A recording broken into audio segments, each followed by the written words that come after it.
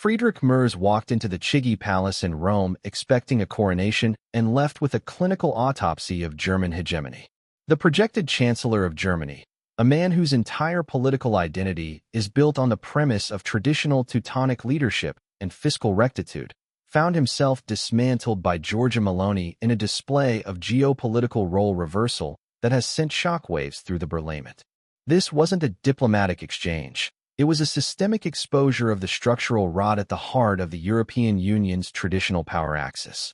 Merz arrived in Italy under the assumption that he was the senior partner, the representative of the European engine, ready to dictate terms on migration, fiscal discipline, and the future of the bloc.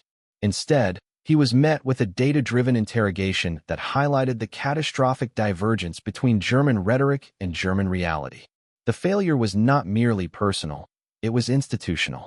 It marked the definitive end of the era where Berlin could project power while its own domestic foundations were in a state of advanced liquefaction. Follow the mechanics of this collapse, because the numbers do not lie.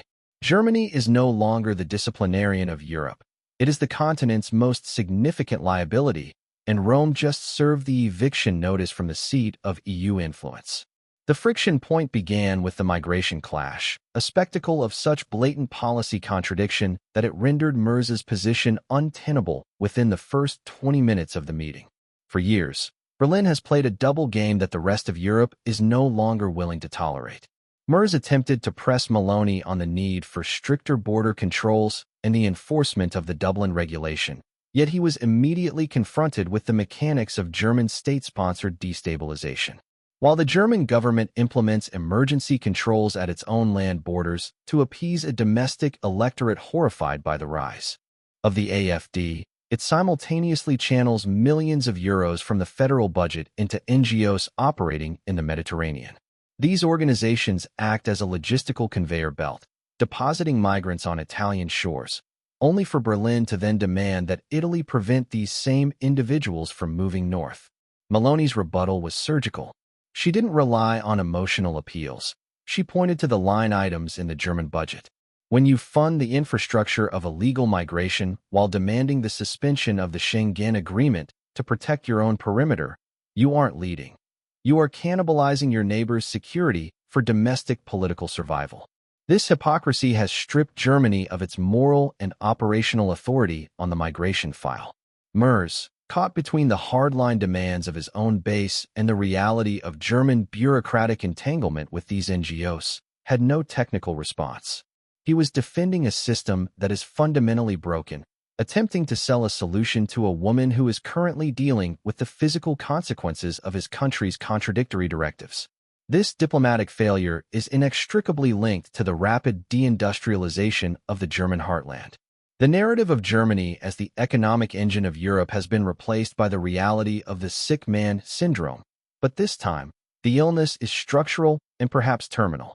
As Merz spoke of fiscal discipline in Rome, the headlines from Wolfsburg were providing the counter-narrative. Volkswagen, the crown jewel of German manufacturing, is preparing for the first domestic plant closures in its 87-year history. This isn't a temporary cyclical downer. It is a systemic failure of the German energy model and its over-reliance on a globalized trade system that no longer exists. Industrial production in Germany has contracted for 5 consecutive quarters. Energy-intensive sectors have seen a 12% drop in output since the sabotage of the Nord Stream pipelines and the subsequent pivot to high-cost LNG. Meanwhile, Italy's GDP growth has consistently outpaced Germany's over the last 24 months. The BTP-Bund spread, the traditional metric of Italian risk versus German stability, is narrowing not because Italy has suddenly become a paragon of fiscal virtue, but because German risk is being repriced by the markets. When the German industrial base, the source of the surplus that funded the EU project, starts to liquidate, the political leverage of its leaders evaporates. Meloni understands the mathematics of power. If Germany cannot pay, Germany cannot lead. Merz's insistence on the Schuldenbremse, or debt brake, during his Roman visit was viewed not as a sign of strength, but as a suicide pact that ensures German infrastructure will continue to decay, while Italian and French counterparts utilize more flexible fiscal frameworks to modernize. The irony of Merz's position is highlighted by the backroom reality of German finance.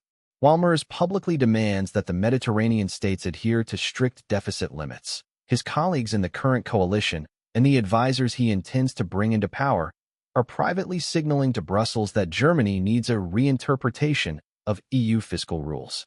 The German infrastructure deficit is now estimated at over 400 billion euros. Bridges are collapsing, the rail network is a joke of inefficiency, and the digital grid is lagging behind Eastern Europe. Berlin is effectively begging for the same flexibility it once denied to Athens and Rome. This fiscal hypocrisy was not lost on Meloni. She confronted Merz with the reality that Germany is trying to have it both ways, maintaining the appearance of a thrifty, disciplined hegemon while suffering from a capital flight crisis that is draining the country of its competitive edge. The Italian administration has positioned itself as the new pragmatist in the room, focusing on strategic investment and energy security through the Mattei Plan. For Africa, while Germany remains trapped in a legalistic obsession with debt limits that it can no longer afford to respect without triggering a total societal breakdown. The most significant shift, however, is the Trump factor. The geopolitical architecture of the West is shifting, and Friedrich Merz is on the wrong side of the fault line. Giorgia Meloni has successfully positioned herself as the primary bridge between the European Union and the incoming Trump administration. Her brand of national conservatism, her focus on border sovereignty, and her transactional approach to diplomacy align perfectly with the America First doctrine. In contrast, Merz is viewed in Washington as a relic of the old Atlanticist guard, a man who talks about European sovereignty but remains dependent on a security umbrella he refuses to fully fund, and an economic model that relies on selling luxury cars to a Chinese market that is increasingly hostile. Trump's inner circle sees Meloni as a partner and Merz as an obstacle. During the Rome meeting, it became clear that the diplomatic center of gravity has shifted from Berlin to Rome. If the United States wants to negotiate with Europe on trade tariffs or the future of NATO, the first call is no longer to the Chancellery in Berlin. It is to the Chigi Palace. Merz found himself isolated, an outsider looking in on a new power axis that he does not understand and cannot influence. He arrived expecting to offer guidance to a junior partner and realized he was being briefed by the new gatekeeper of transatlantic relations. This is the calculated collapse of German influence. For decades, the European Union operated on a simple mechanical principle: German money in exchange for French and Italian political compliance. That machine is broken. The German surplus has vanished, eaten by skyrocketing energy costs, a demographic time bomb that is blowing a hole in the social security budget, and a catastrophic failure to innovate in the software-defined era of automotive manufacturing. When Merz tries to project the old authority, he is met with the cold logic of the balance sheet. Italy, once the perpetual problem child of the Eurozone, is now showing a level of political stability and strategic clarity that is entirely absent in Berlin.